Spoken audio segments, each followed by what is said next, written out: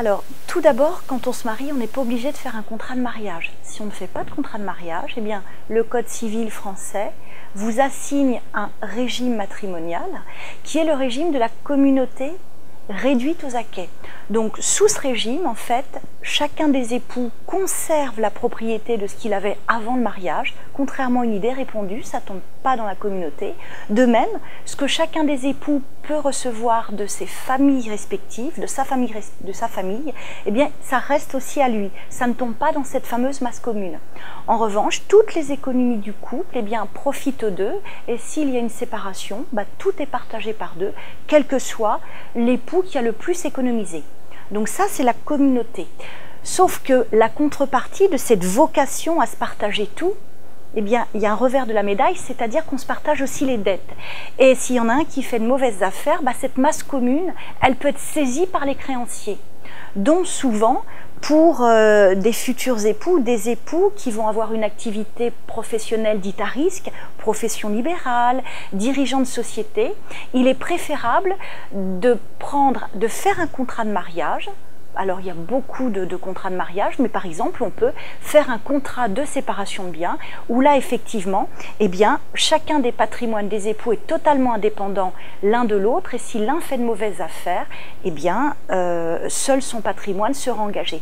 Alors contrairement là encore à une idée répandue, notre code civil il est extrêmement souple, c'est-à-dire qu'on connaît plusieurs contrats de mariage, mais en fait on peut à l'intérieur d'un contrat de mariage ajouter des clauses, peut-être par exemple parce qu'un contrat de mariage peut sembler peu protecteur pour l'un des époux, peut-être le plus vulnérable financièrement.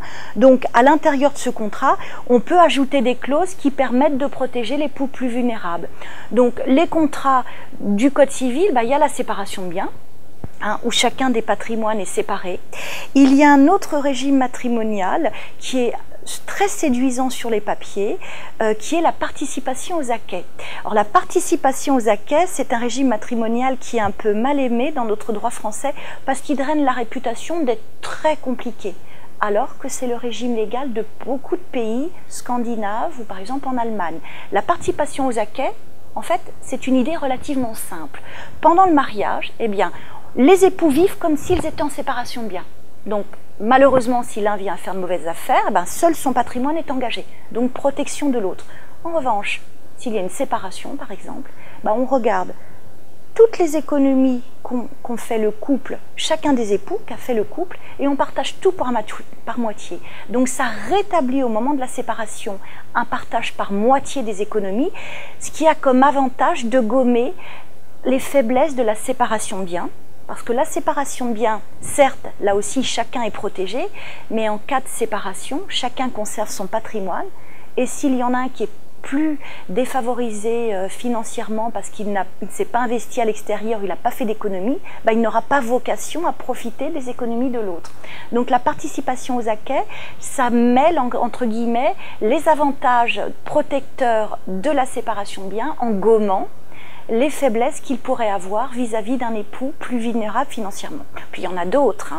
Il y a la communauté universelle avec clause d'attribution au survivant. C'est un peu technique, mais ce contrat, eh bien, consiste en l'adoption d'un contrat de communauté et au décès du premier des époux, tout le patrimoine revient au survivant. S'il y a une clause d'attribution au survivant, il n'y a pas de succession qui s'ouvre. Voilà, donc ça c'est les quelques contrats que l'on peut trouver dans le Code civil, mais là encore, il est possible à l'intérieur de chaque contrat d'ajouter des clauses bien spécifiques et en fait de faire du sur-mesure pour chaque couple.